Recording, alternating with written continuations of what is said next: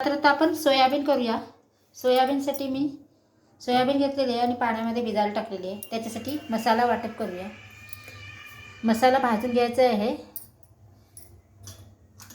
आणि त्याच्यामध्ये मी जिरं टाकणार आहे. थोडंसं जिरं, कांदा, टोमॅटो आणि हिरवी मिरची हे आपण मस्त भाजून घ्यायचं. चला तर हा मसाला आपला बनवून घेतलेला आहे. लसूण, कांदा, टोमॅटो आणि मिरची. चला तर आपण आता वाटण करून घेऊया. थंड करायला ठेवलं आता वाटण करू. चला तर ह्याच मसाल्याच्या ह्याच्यामध्ये कढईमध्ये आपण तेल टाकलेलं आहे आणि त्याच्यामध्ये खडे मसाले टाकूया. दालचिनी, लवंग आणि काली मिरी आणि हा वाटण केलेला मसाला तो टाकून देऊया आपण. त्याला मस्त असं परतवायचं आहे.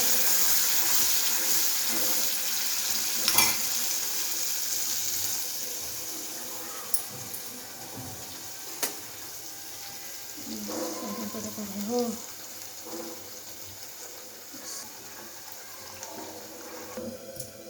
चला आता तुम्ही बघू शकता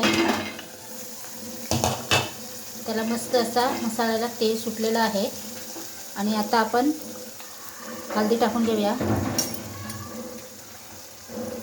लाल तिखट टाकून घेऊया,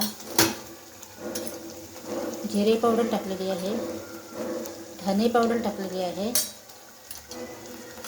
आणि किचन किंग मसाला, गरम मसाला किचन किंग आणि मस्त त्याला आता ढवलायचं आहे.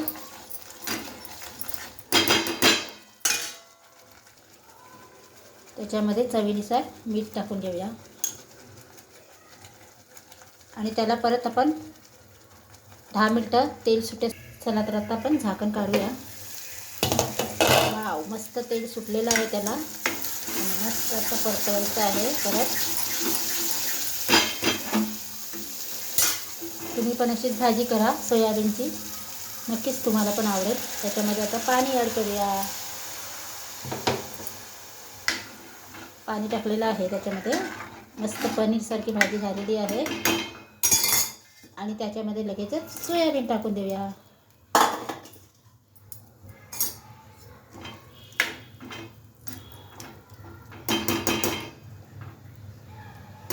मस्त आता 10-15 मिनटं आपल्याला सोयाबीन शिजू द्यायचं आहे. चला तर मित्रांनो आता बघूया आपण. वाव, असे सोयाबीन करून कधी खाल्लात का? बघा किती मस्त पनीरसारखी झालेली आहे. बघा किती ग्रेव्ही मस्त झालेली आहे आणि तुम्ही पण अशी ट्राय करा आणि नक्की मला फॉलो करा.